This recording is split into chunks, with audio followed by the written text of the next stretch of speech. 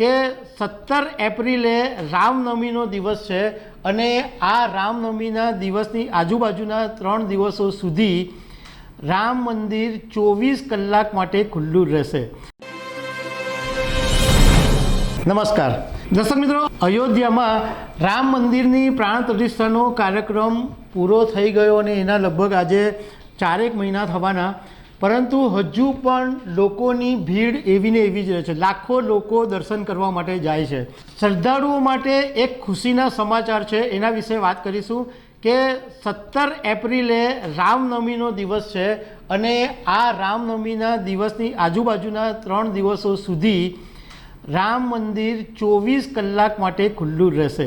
આ વિશે હું તમારી સાથે વાત કરીશ। મારું નામ રાજેશ શાહ છે અને તમે જોઈ રહ્યા છો ખબરછે.com। દર્શક મિત્રો, અયોધ્યાની પાવન ભૂમિ પર ભગવાન શ્રી રામનો જન્મ થયો હતો, એટલે રામનવમીનો જે ઉત્સવ હોય છે એ દર વર્ષે એકદમ ધામધૂમથી ઉજવાય છે, પરંતુ આ વખતે 17 એપ્રિલે રામનવમી છે તો એ વિશેષ રહેશે। એનું કારણ છે કે અયોધ્યામાં ભગવાન રામલલ્લા હવે બિરાજમાન થઈ ગયા છે અને અયોધ્યાના લોકોમાં તો ખુશી છે જ, પરંતુ બહારના લોકોમાં પણ એટલી જ વિશેષ ખુશી છે। એટલે આ વખતે 17 એપ્રિલે રામનવમીના દિવસે એકદમ ધામધૂમથી ઉજવણી થવાની છે। હવે રામ જન્મભૂમિ ટ્રસ્ટે આ વખતે નક્કી કર્યું છે કે 15 એપ્રિલથી માંડીને 17 એપ્રિલ સુધી રામલલ્લાના દર્શન 24 કલાક માટે ખુલ્લા રહેશે। એટલે તમે ગમે ત્યારે જાઓ મંદિરે તો તમે રામલલ્લાના દર્શન કરી શકશો।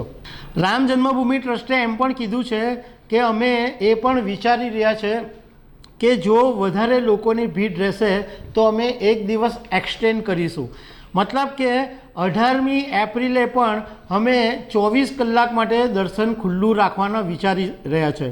અને જ્યારે આટલા બધા લોકો લાખોની સંખ્યામાં આવે છે તો ટ્રસ્ટે એવું પણ નક્કી કર્યું છે કે તમામ વ્યવસ્થાઓ વધારે મજબૂત કરી દેવામાં આવી છે।